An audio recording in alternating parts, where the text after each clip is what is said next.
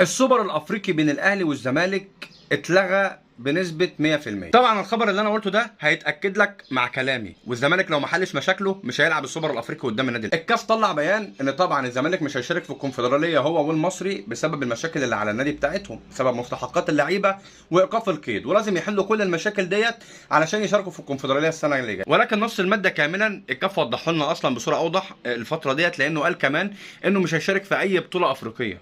معنى كده ان الزمالك صريحه مش هيشارك في السوبر الافريقي قدام الاهلي الا لما يحل مشاكل. سيبك بقى دلوقتي، انت كنت بتلعب مع رابطه الانديه وملتزم باللائحه في مصر. تخيل انت بقى لو خالفت القوانين بتاعتك وما لعبتش السوبر الافريقي، هيبقى باعتبارك منسحب بسبب المشاكل اللي على النادي بتاعك. شوف انت بقى العواقب بتاعتها وغراماتها هتبقى قد ايه. تقريبا كده ديت فيها قفل للنادي. ممكن تلاقي اكبر راس فيك واصلا هو اللي واقف على حمام السباحه بيراعي البط اللي بيعوم فيه، وواحد تاني اصلا شغال صبي اللي بتاع الكشري اللي عندكم في النادي برضه. هنشوف الفتره اللي جايه